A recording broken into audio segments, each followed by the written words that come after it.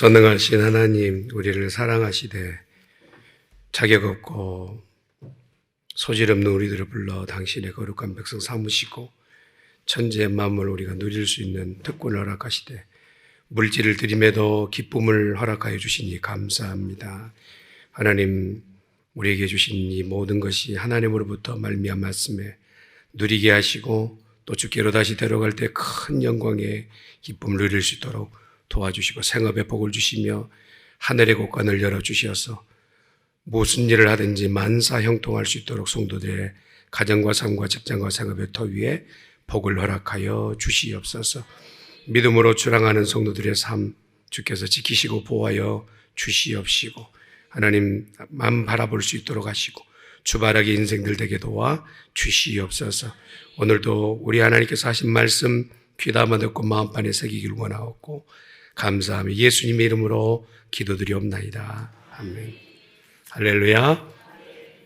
우리가 서로 웃을 때 웃니가 보이면 배우자 복이 있답니다. 웃을 때 아랫니가 주로 보이면 자녀 복이 있다네요. 웃니 아랫니가 다 보이면 만복이 있다 합니다. 이런 말에 의식하지 말고 옆에 있는 분 인사합시다. 사랑합니다.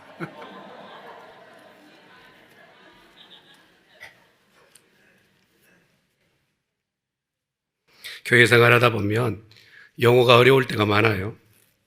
어떻게 그걸 이해해야 될지 좀 난감할 때가 많습니다. 정의라든지 자비라든지 은혜라든지 알고는 있는데 누구에게 설명하기가 딱히 명확하지 않을 때가 많습니다. 가르칠 수 없다면 모르는 것이죠. 내가 누구에게 알려줄 수 있다면 그건 아는 것이죠. 조금 쉽게 누군가 표현을 했더라고요. 교통경찰한테 속도 위반으로 걸려서 티켓을 받는 그 상황에서 당연히 티켓을 받는 것은 정의가 실현된 겁니다. 근데 티켓을 받아야 되는 상황인데 경고조치만 하고 보냈다? 이걸 자비라고 얘기합니다.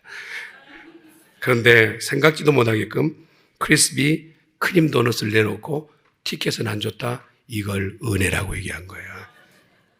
생각지도 못했던 상황, 있을 수 없는 경우를 경험하게 됐을 때를 은혜라고 얘기하죠. 이곳에 나와 있는 우리 모두는요, 하나님의 은혜인 줄 믿습니다. 우리가 뭘 해드린 것도 없고 하나님 앞에 무엇인가 정말 모든 시간 가운데서 생각해 보면 하나님 우리를 정말 자녀 삼을 만한 여건이 없는데도 우리를 자녀 삼아주셨다. 이걸 좀 쉽게 예전 고증으로 말하면 한번 따라합시다. 성은이 만극하나이다. 이게 은혜의 옳은 표현인 것 같아요. 은혜 받은 우리들 이곳에 모여서 하나님의 은혜를 누릴 수 있길 간절히 축원합니다. 평생을 경주견으로 살았던 개의 인생, 견생, 그렇게 평생을 살았던 훈련된 달리기만 했던 개에게 어느 날 갑작스럽게 이 경주견이 은퇴하겠다라는 거예요. 더 이상 못 달리겠다. 그리고 멈춰둡니다. 왜 그런가? 가정집에 이제 입양돼서 살겠다고 결정해요. 그래서 물어봅니다. 아니 어떻게 평생을 잘 달리다가 이런 결정을 했느냐 물었더니 개가 하는 말이 내가 쫓던 토끼가 진짜가 아니라는 사실을 알게 되어서 더는 못 뛰겠다는, 진리를 찾지 못한 세상의 사람들이 그것 앞에 이것이면 다 되겠다라고 쫓아다니지만 진리를 발견하게 되면 더 이상 그것을 쫓지 않게 되는 겁니다. 신앙이란 그런 것이죠. 세상에 많은 사람들이 그냥 무모하게 달려나가고 있지만 그것이 진리가 아니라는 사실을 깨닫게 됐을 때 거기에 멈춰두어서 진리를 바라보게 되는 겁니다. 신앙생활하다 때는 슬럼프, 위기, 관티기가 있을 수도 있어요. 늘 언제나 기뻐하며 사는 사람이 어디 있겠어요. 성경은 항상 기뻐하지만 여러분 늘 웃고 살 수는 없는 것 아니겠어요. 여러분 간혹 그런 분 있어요. 비가 와도 눈이 와도 웃고 다니신 분, 꽃을 꽂고 다니신 분 있잖아요. 비 온 날도 꽃 흔들고 다니신 분, 그런 분 외에는 정말 사실 인생 살아가는 동안 권태기도 있고 어려움도 있죠. 그런데 이런 일은 우리만 겪는 일이 아니라 신앙을 먼저 살았던 선배들에게 너무 많이 보았던 일, 수많은 절망과 좌절 앞에서 몸소리치기 힘들어하는 그 선배들의 모습을 봅니다. 하나님의 은혜 그리고 회복이란 단어가 없더라면 그들은 일어설 수 없었다는, 그래서 오늘 서구 열린문교회가 잘하고 계시지만 더욱더 회복의 역사에 있기를 간절히 축원합니다. 회복이란 너무나 중요한 단어입니다. 앉아있고 누워있고 왜 그런가요? 누워있는 사람 왜 누워있느냐? 일어날 수 없으니까 누워있는 겁니다. 왜 뛰지 못하느냐? 뛸 힘이 없으니까 그러는 거예요. 왜 날아오르지 못하느냐? 날아오를 힘이 없기 때문에 그렇게 걷다가 지치고 있는 것이죠. 여러분이 인생 가운데서 삶과 죽음이라는 것이 멀지 않아요. 너무 가까이 있습니다. 다른 의미가 아니에요. 어디에 누워있느냐가 그가 삶과 죽음의 내용이죠. 잔디 위에 누웠느냐 잔디 밑에 누웠느냐 이 차이밖에 없는 거예요. 내가 삶과 죽음의 차이. 그렇다면 내가 살아있는 동안 어떻게 살아야 될 것인가? 어디로 가며 어떻게 살아야 되는가? 내가 혹시라도 절망과 좌절 가운데서 이 자리에 누워있다면 회복하여 일어나는 사람이 되어야 될 줄 믿습니다. 어느 집 아들 둘이 있어요. 자녀 서열로 보면 항상 둘째는 예술가적인 기질이 있고 혁신적이고 진취적이고 큰 일을 잘 만들어내는 그런 둘째 아들이기도 하죠. 그런데 조금 이걸 빗들어 보면 똘끼가 있는 둘째라고 얘기할 수 있어요. 아버지의 재산을 자기 몫이라고 먼저 달라고 말하는 불효자의 모습이죠. 집 떠나 유흥과 사업과 사람 좋다고 뛰어다니는 이 둘째의 모습은 세상의 많은 사람들 가운데서 볼 수 있는, 쉽게 볼 수 있는 모습이죠. 그러나 이렇듯 세상의 물질로 태워 놓았던, 그 물질이 연료가 되었던 세상살이는 곧 바닥을 보게 됩니다. 세상의 삶에 재미나는 그 연료 물질이 떨어지면 결국 주위에 있는 모든 사람들이 다 떠나게 되는 그런 고통을 겪게 됩니다. 이 사람에게는 이제 절망이 다가왔죠. 아버지와 형제의 못쓸 아들, 못쓸 동생, 패배자, 그리고 더 이상은 되돌릴 수 없는 삶의 자리에 있는 이 사업도 망했어요. 친구도 떠났어요. 다 망한 현재 홈리스예요. 푸들리스예요. 소울리스예요. 아무것도 가지고 없는, 살고 있으나 죽은 것 같은 둘째 아들. 이 사람이 회복될 수 있을까요? 정말로 사람 떠나고 물질 떠나고 아무도 없는 이곳에 정말 내가 죽는 것이 더 낫겠다라고 하는 이 세상 더 이상 소망이 있어? 더 이상 내게 방황의 끝이 있을까? 더 어느 곳까지 내가 내려갈 수 있을까? 하는 그 자리에서 이 사람에게 회복이 있을까요? 이게 성경이 우리에 대한 질문입니다. 그러나 분명히 말합니다. 이런 사람이라 할지라도 회복됩니다. 회복돼요. 아버지께로 되돌아가기만 하면, 하나님을 부르기만 하면 이런 상황 가운데 있다 할지라도 회복되는 줄 믿습니다. 모세를 보세요. 그는 이미 애굽 왕관의 국립학교에서 모든 것을 배웠던 세계 유망주, 지금으로 말하면 세계 가장 관망받는 그런 왕적 위치, 세계 최고의 학부에서 정말로 유니버시티를 나온 사람. 수학, 법학, 수리학, 건축, 물리, 그 다음에 인사행정까지 완전히 통과한 사람, 그가 바로 모세예요. 그런 그에게 하루아침에 살인범에 내몰려서 자신의 신분을 감추고 40년을 살아야 되는 참으로 비참한 인생을 살죠. 초야에 묻혀서 자기 이름을 부르며 깜짝깜짝 놀라는, 이름조차 없이 사는 인생. 자기 이름은 모세이지만 아예 아이들에게도 아빠란 이름으로, 아내에게는 남편 이름이 더 가깝지 모세란 이름이 불려진 지 벌써 40년이 지났어요. 누가 모세 못 잡아내며 경기를 하는 그런 상황이 돼요. 공황장애, 의기소침, 패배주의, 무력감, 이 모든 것이 사실은 이제 모세의 재산이 되어버린 상황. 이런 모세에게 회복이 있을까요? 짐승 바라다 보며 먹고 사는 인생, 풀 뜯는 짐승이나 그곳에서 그 풀 뜯는 짐승을 잡아먹고 있는 모세나 살겠다고 바둥바둥하는 모습은 매일 반인 것 같은데 뒤치다거리고 하고 있는 이런 삶에 못 오는 자리, 생각해보면 나나 너나 똑같다는, 나나 뭐가 다르냐? 다를 게 뭐니? 하는 절망과 좌절에 휩싸여 있는 이 모세. 여러분, 이렇게 안타까운 큰 위대한 인물이 지금 한 공황장애 중심부에 서 있는 장면을 보세요. 그냥 회복이 아닌 그의 모든 경험이 오히려 그를 더 옥죄이고 있는 장면인 것을 보게. 왕 같은 그가 지금은 왕과는 너무 멀리, 거리가 멀고 그 배웠던 지식의 장중함이 오히려 그를 눌러대리는 그런 상황이기. 여러분, 이런 모세가 회복될 수 있을까요? 됩니다. 돼요. 하나님이 함께 하시면 모세 회복되는 줄 믿습니다. 이제껏 가지고 있었던 건 하나님 절대 버리지 않으세요. 이제껏 배웠던 건 하나님 하나도 버리지 않으세요. 왕 같은 그 수업을 받았던 것 가지고 이스라엘의 영도자가 되었어요. 이제껏 배웠던 건축학으로 그가 성막의 그 조밀한 것까지도 다 만들어낸 자가 되었어요. 그가 배웠던 수사학으로 백성들에게 한번 웅변하면 그 웅변이 다 들려져서 끌고 가게 되는 거예요. 여러분, 사람이요, 입에서 나오는 목소리가 얼마나 중요한지 몰라요. 왕은요, 왕 같은 목소리가 나와요. 여봐라 이래야 되잖아요. 그런데 왕이 여봐라. 저는 우리 목사님께 설교하실 때마다 그 카리스마가 얼마나 칼이 많은지 몰라요. 그렇죠? 그러니까 한마디에 그냥 신뢰가 가는 거예요. 할렐루야! 이게 벌써 그냥 쓰러지는 거예요. 근데 모세가 이껏 배웠던 그 수사학, 이 모든 법학으로 레이기를 쓴 겁니다. 이제껏 배웠던 거 하나님께서 하나도 버리지 않으시고 한 가지 바뀐 게 있어요. 하나님 그를 만나 주신 거예요. 만나 주시면 회복되는 줄 믿습니다. 인생이 벌레 같고 인생이 쓰레기 같고 인생에 누구 하나 눈길 주지 않는 위치랄지라도 하나님이 그를 관심 갖고 계시고 붙잡으시면 손에 쥐어진 지팡이처럼 쓰이게 될 줄 믿습니다. 예전보다 훨씬 더 좋아졌어요. 잠깐 이스라엘의 투투모스의 그 세대나 아멘호텝 세대나 그 왕가의 잠깐 데리고 끝이 날 인생이 자자손손 모세 모르는 사람 없게끔 하나님께서 영광된 자리에 세우신 줄 믿습니다. 하나님이 회복시키시면 이렇게 된단 말입니다.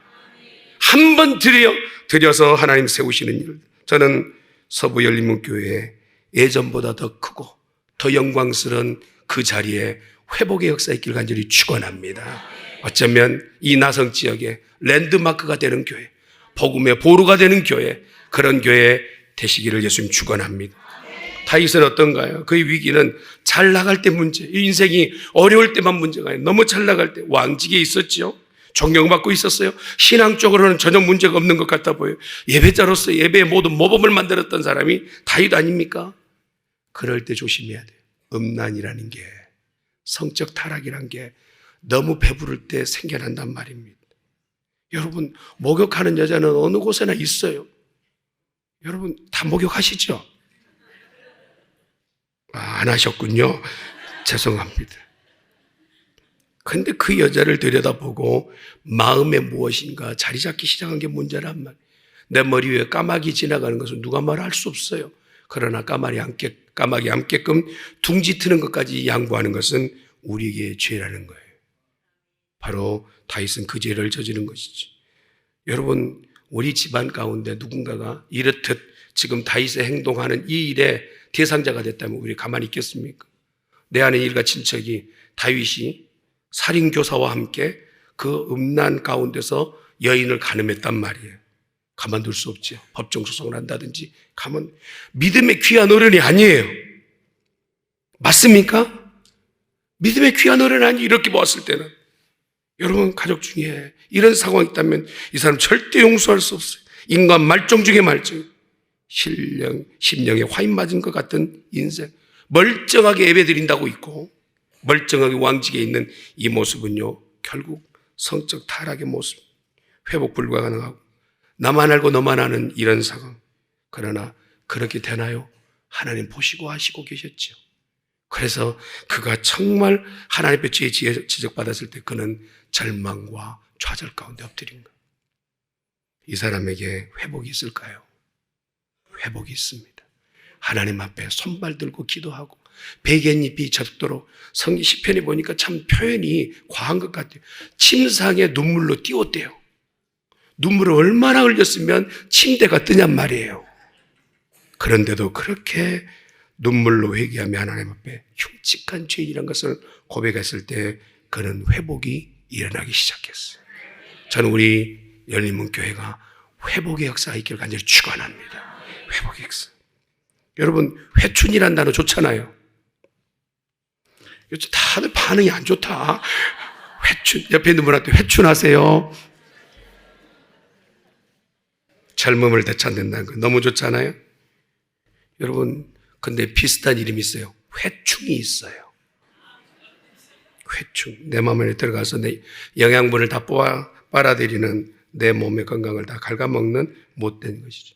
그게 내 몸에 있는지 없는지 의식도 못하고 살죠. 같이 사는 거예요. 그러나 그걸 뽑아내야 내가 건강해지는 것처럼 하나님은 올해 저와 여러분에게 복되게 하시기 위해서 우리를 불러 모으신 줄 믿습니다. 그렇다면 우리는 죄의 것은 벗어두어야 돼요.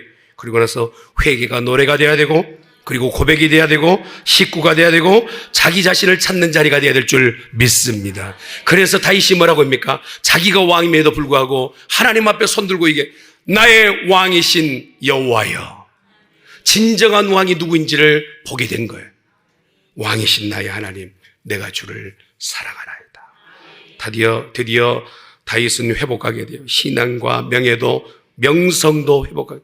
그의 죄는 무엇인가 지적은 받았지만 그러나 그는 이제 모든 것이 회복된 사람으로 바뀌게 돼요. 베드로는 어떤가요? 사업의 동반자요, 사역의 동반자요, 진리 보유 공동체의 부사장격이었던 베드로에게 배신의 아이콘이 되어버렸어요. 말 따로 행동 따로 상황에 내몰리면 언제든지 배신할 수 있는 그런 아이콘. 같이 살아왔던 사람을 눈앞에서 모른다고 얘기할 정도가 아니라 욕설하고 저주하는 자리까지 있었던 베드로. 관계는 완전히 와해되고 이제껏 얻어먹었던 밥의 양을 보세요. 이제껏 보았던 기적의 내용을 보세요. 이제껏 들었던 그 메시지를 보세요. 이제껏 들었던 그 청중들의 반응들에 대한 그 반응들을 보세요. 그것은 온데간데 없어요. 순간에 그는 주를 모른다고 얘기한 거예요. 육신적으로 한 번의 일이 벌어진 것은 순간입니다. 되돌릴 수 없는 것은 순간. 그러나 우리가 신앙은 영원한 건 줄 믿습니다. 살인도 성적 타락도 예수님을 부인하는 것도 순간에 일어난 일이에요. 이것을 회복할 수 있는 것은 인간으로 불가능하단 말입니다. 순간에 저질렀던 일, 선악과를 따먹은 건 순간이었어요. 그러나 찾아 손손이 태대로 벌을 받는 것은 영원해지는 거예요.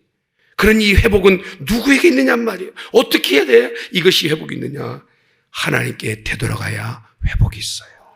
되돌아가요. 엘리야를 보세요. 열왕기상 19장에 보면 엘리야가 영적 전쟁 가운데 갈멜산에서 850이라는 선지자들을, 이방 선지자들을 다 죽이고 이제 승리자의 위치에 있었으나 이세벨의 추격과 국가 정보기관이었던 그때 당시 FBI 그리고 CIA가 추격하였을 때 도망가고 추격 끝에 이제 도망하다 부엘세바에서 하룻길을 더 가서 로뎀나무 그늘 아래서 자기가 차라리 나를 죽여주십시오. 심한 디프레스가 생긴 거예요. 우울증의 극치를 달린 거예요. 나는 더 이상 살고 싶지 않습니다. 내가 더 살아 못합니까? 이제 그 했던 일도 만족합니다. 그는 앞으로 되어질 일들을 아직 못 보고 있는 거예요. 그러나 하나님께서는요, 이 한 사람을 회복시키기 위해서 천사를 보내신 거예요. 그러고 나서 천사가요, 보니까 어루만졌다는 표현은요, 이 엘리야가 얼마나 힘들었으면 다 죽겠다니까 천사 시켜서 마사지 받게끔 하는 거예요. 하나님은 떡을 구워서 요리하게 하는, 우리를 회복시킬 때는 이런 역사가 있게 될 줄 믿습니다. 우리끼리 하는 얘기지만 그때 엘리야가 목을 맸다든지 칼로 자기를 해했다면 여러분 성경의 이야기는요, 아마 얼마나 흉측한 호러 무비가 되었겠어요. 바알 아세라 주쟁자 850명을 죽이고 자기도 목매어 죽었다. 다음 날 이스라엘 타임즈에는 그렇게 썼을 거예요. 자살 총동자였던 이가 객기 부리고 총기 난사하다가 수많은 사람, 무모한 사람을 죽이고 자기도 자살하고 끝이 났는데 들어보니 신앙인이었더라. 이렇게 성경이 끝났더라면 얼마나 안타깝겠어요. 그러나 하나님은 그렇게 이야기를 마무리 짓지 않습니다. 그 누워 있었던 자리, 힘겨웠던 자리에서 회복하게 하세요. 회복하게. 아들아, 네 이야기의 끝은 여기가 아니다. 네가 좌절하고 있는 이 자리가 끝이 아니다. 라고 다시 하나님께서 그에게 힘을 북돋워 주시면서 놀라운 일이 벌어졌어요. 하늘에서 우버를 보내신 거예요. 불우버. 들어보셨나요? 하나님께서 얼마나 급하셨으면 우버 타고 올라와라. 그래서 오늘날 우리도 얼마나 사역자들이, 사명자들이 감당할 수 없는 기대치가 뭡니까? 바로 하늘 불병거 불마를 타고 하늘에 입성하는 거예요. 할렐루야. 엘리야를 하나님께서 완벽하게 회복시키신 줄 믿습니다. 더 말해 못합니까? 야곱은 사기꾼이었어요. 회복할 수 없는 사람이었어요. 형제지간에 모든 이의 관계는 어그러져서 삼촌까지도 더 이상 이 담을 넘지 말라고 벽을 쌓아놓았던 그런 관계 위에 든 사람. 죽을 만큼 힘들었던 야곱도 하나님께서 회복시키셔서 그 이름을 이스라엘을 만드셨어요. 여러분, 이 모든 서 있었던 힘겨웠던 시간이 앞으로 10년만 지나보면 지금 현재 있는 나에게 위로자가 되지 않을까? 우리는 늘상 10년을 뒤에를 사모하고 그것을 연상해. 내가 10년만 더 젊었더라면, 한번 따라합시다. 10년만 더 젊었더라면. 똑같아요. 똑같아. 10년만 더 젊었더라도. 그런데 10년 후에 내가 다시 한번 나에게 지금 격려하는 소리를 들어보십시오. 지금 힘들지? 조금만 지내봐. 하나님이 회복시키실 거야. 하나님이 회복시키실 거야. 10년 뒤에. 어떤 분 그래요? 목사님 10년 뒤에 내가 여기 있을지 없을지 어떻게 해요? 더 좋지요. 천국에 올라간다면 하나님의 영광을 볼 것이니까. 회복은 이런 일인 줄 믿습니다. 성경 본문의 모든 인물, 하나님 앞에 쓰임 받았던 이들은 좌절과 절망을 통과했어요. 그러나 그들이 지나간 것은 동굴이 아니라 터널이었음을 기억하시길 바랍니다. 과정이에요. 과정. 이것도 지나가요. 그러나 어떻게 어디에 서 있느냐는 회복을 경험하게 될 줄 믿습니다. 오늘 본문의 아모스가 그래요. 북이스라엘의 남유대 사람이지만 북이스라엘에서 예언하였던 아모스, 그가 이제 세 번째 선지자로서 예언하는 것은 이렇게 살면 안 된다는, 너무 여유로움 가운데 범죄하고 있었던 이스라엘 백성들에게 경고의 메시지, 이렇게 가다 망한다라는, 하나님께 다시 되돌아와야 된다. 이렇게 되지 않으면 하나님께서 징벌하신다. 그들은 결국은 그 일을 경험하고야 맙니다. 그런데 그 경험하고 끝이 난 게 아니에요. 이런 끝에 하나님께서 분명히 회복시키신다. 하나님 우리를 회복시키실 분인 줄 믿습니다. 죄로 인해서 매질을 하시지만 그 매질은 죽이려고 매질하심이 아니라 되돌아오게끔 하시기 위한 매질임을 기억해야 된다는 말입니다. 어떤 회복이 있게 되었느냐? 하나님께서 우리 아모스를 읽을 때요, 제가 소론이 좀 길었기 때문에 그래도 빨리는 끝내야 될 것 같아서 아모스의 전체 통과하기 위해서는 숫자가 필요합니다. 한번 따라합시다. 9-8355 전화번호예요. 9-8355. 9는 아모스가 9장이라는 뜻이고 8이라는 것은 주위에 있는 모든 나라들에게 경고의 메시지를 던지는 것. 3이라는 숫자는 3편의 설교를 얘기해요. 5라는 것은 환상을 5개를 보았는데 그 다음에 5가지는 5번의 회복을 얘기하는 것. 할렐루야. 다시 한번 9-8355 아모스 전체 다 했어요? 마무리를 지어갈게요. 데일 카네기가요, 어느 사무실에 들어갔어요. 그림을 보았습니다. 그 그림의 내용이 뭐냐면 거북 큰 모래 위에 있는 배 한 척이 있는데 모래 위에 있는 거예요. 그런데 밀려오는 파도가 있어서 기대할 만한 거예요. 지금 현재는 모래 위에 있지만 밀려오는 파도가 언젠가는 배를 띄울 때가 있겠죠. 물 들어오면 배 띄워야 돼요. 그 그림이 데일 카네기가 너무 좋은 거예요.